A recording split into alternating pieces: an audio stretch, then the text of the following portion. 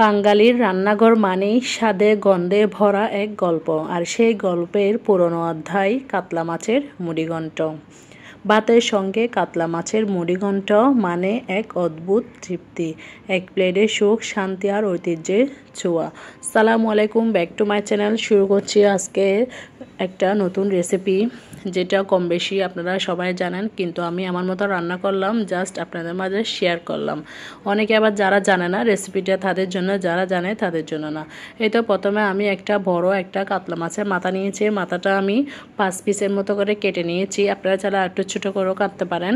এখন এখানে দিয়ে দিলাম অল্প হলুদের গুঁড়া এবং অ্যাড করে দিলাম লাল মরিচের গুঁড়া এবং পরিমাণ মতো লবণ। এগুলো দিয়ে এখন একটু ভালো করে সময় নিয়ে মাখিয়ে নিব। আস্তে আস্তে মাখানোর চেষ্টা করবেন, খুবই সাবধানে, যেহেতু এটা মাথার মধ্যে কাঁটাগুলো কিন্তু অনেক ধারালো থাকে, হাতে লাগতে পারে। এটার জন্য একটু সময় নিয়ে আস্তে আস্তে মেখে নিচ্ছিলাম। এই তো আস্তে আস্তে মেখে নিচ্ছি। মেখে নেওয়া শেষ হলে আমি এখন বাকি প্রসেসিংগুলো করে নিব। মেখে চাইলে আপনারা 10 মিনিট রেস্টও রাখতে পারেন, অথবা সাথে সাথেও ভেজে নিতে পারেন। এই তো এখন একটা প্যানে তেল বসিয়ে দিয়েছি, চুলাটা অন করে দিয়েছি। তেলটা যখন একটু গরম হয়ে এসেছে, তখন তার মধ্যে ধনিয়া হলুদ দিয়ে মাখানো, হলুদ আর মরিচ দিয়ে মাখানো মাথার পিসগুলো দিয়ে দিচ্ছি একটা একটা করে। আমার কিন্তু টোটাল 5টা পিস হয়েছে। আপনারা চাইলে একটু ছোটো করেও পিস করে নিতে পারেন। এটা কিন্তু আমি সরিষার তেলে ভাজতেছি। আমার বাসায় যেহেতু আমি সয়াবিন তেলটা খাই না, এটার জন্য। তবে যারা সয়াবিন তেল খান তারাও অবশ্যই চেষ্টা করবেন সরিষার তেলটা খাওয়ার জন্য। এটা স্বাস্থ্যের জন্য খুবই ভালো, এবং আপনাদের যাদের গ্যাস্ট্রিকের সমস্যা, ওই সমস্যাটা কিন্তু অনেকাংশে কমে আসে। একটা সময় কিন্তু আমার ডেলি 2টা গ্যাস্ট্রিক ওষুধ খাওয়া লাগতো, কিন্তু এখন খাবারের রুটিনটা চেঞ্জ করার কারণে সরিষার তেল খাই। এটার জন্য কিন্তু গ্যাস্ট্রিক ওষুধ না খেলেও চলে, বলতে গেলে সপ্তাহে এখন একটাও না খেলে চলে। এই তো কথা বলতে বলতে, যাই হোক, মাছটা আমি এক পাশ যখন হয়ে এসেছে, আরেক পাশটা উল্টিয়ে দিলাম। এখন আরেকটা চুলায় পাশে মাছটা হতে হতে আমি অল্প করে, আমার এখানে মুগ ডাল আর মসুর ডাল মিক্স করা ছিল, ওটা একটু হালকা করে ভেজে নিচ্ছি। একদম ডিপ করে ভাজা লাগবে না, হালকা করে একটু ভেজে নিলে ডালের কাঁচা গন্ধটা চলে যায়। এই তো নেড়ে চেড়ে একটু ভেজে নিচ্ছি।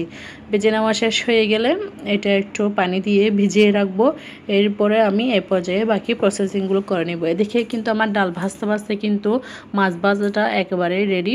একটু ডিপ করে ভেজেছি, কারণ রান্না করার সময় হালকা বাছলে ভেঙে গিয়ে পুরা তরকারিটা আমার কাটা হয়ে যাবে, এটার জন্য। তো মাছটা তুলে নিয়েছি। এখন তার মধ্যে দিয়ে দিচ্ছি যে তেল ছিল, তেলের মধ্যে এলাচি, দারচিনি, তেজপাতা এবং রসুন কুচি দিয়ে দিলাম। দিয়ে একটু নেড়ে চেড়ে নিচ্ছি, তেলে যাতে ভালো একটা ফ্লেভার আসে এই মশলাগুলোর, এর জন্য একটু হালকা করে দিয়ে একটু ভেজে নিচ্ছিলাম। এই তো নেড়ে চেড়ে আমি একটু ভেজে নিচ্ছি। এখন বাকি উপকরণগুলো দিয়ে দিব। এই তো আমি এখন দিয়ে দিলাম পেঁয়াজ কুচিটা। এটা যেহেতু মুড়িঘণ্ট একটু ভাজা ভাজা হলে ভালো লাগবে, একটু বাড়িয়ে দিয়েছি। পেঁয়াজ কুচিটা দিয়ে দিলাম। এরপরে দিয়ে দিচ্ছে একটা টমেটো কুচি, এভাবে ফালি করে কেটে নিয়েছি, একটু চিকন করে, একদম মোটা মোটা করে আবার কাটি নাই। দিয়ে একটু নেড়ে চেড়ে দিব, যাতে টমেটো আর পেঁয়াজটা একটু নরম হয়ে আসে। এই তো টমেটো আর পেঁয়াজটা যখন নরম হয়ে এসেছে, নাড়তে নাড়তে এভাবে, তখন এখন বাকি উপকরণগুলো দিয়ে দেবো। একটু লবণ দিয়ে দিলাম। লবণটা আমার কিন্তু আরেকটু আগে দেওয়া দরকার ছিল। লবণটা দিলে কিন্তু একটু খুব তাড়াতাড়ি পেঁয়াজগুলো নরম হয়ে যায়। এখন অ্যাড করে দিচ্ছি হলুদের গুঁড়া পরিমাণ মতো, 1 চা চামচের মতো। তারপর অ্যাড করে দিচ্ছি লাল মরিচের গুঁড়ো 1 চামচের মতো। তারপর অ্যাড করে দিচ্ছি আপনার ধনিয়ার গুঁড়া, জিরাটা আমি একসাথে মিক্স করে রাখি।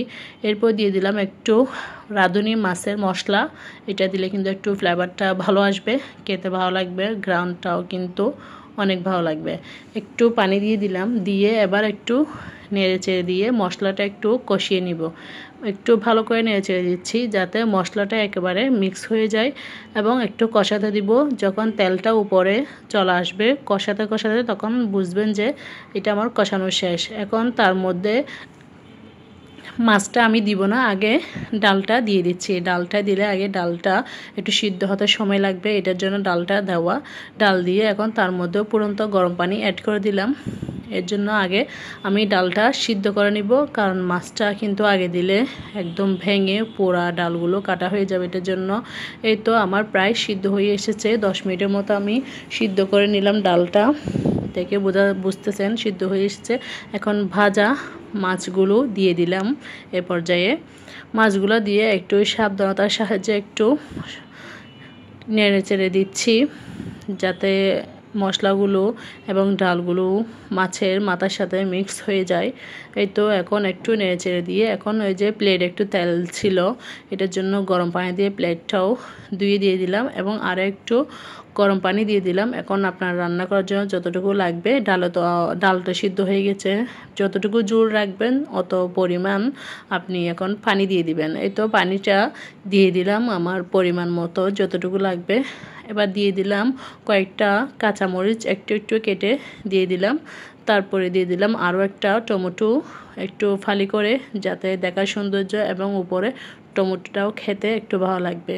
এরপর একটু দিয়ে দিলাম ধনিয়া পাতা, যেটা বড় বড় পাতা যেটা, ওটা দিয়ে দিলাম। দিয়ে আরেকটু সিদ্ধ করে নিব, কারণ মশলাটা যাতে একেবারে পারফেক্টলি ঢুকে যায় তরকারির মধ্যে, এটার জন্য। এই তো একটু একটু সিদ্ধ হচ্ছে, এখন এইভাবে করে আর একটু নেড়ে দিব। এটা কিন্তু আমার স্কিপ হয়ে গিয়েছে। এই তো ঢাকনা দিয়ে ঢেকে আর একটু সিদ্ধ করে নিয়েছি এবং ধরে একটু নেড়ে চেড়ে দিচ্ছি।